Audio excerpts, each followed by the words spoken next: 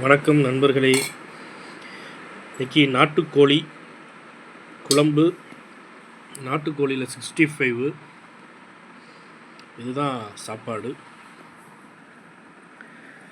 நாட்டுக்கோழி கிலோ வந்து 700 700 ரூபா கிலோ.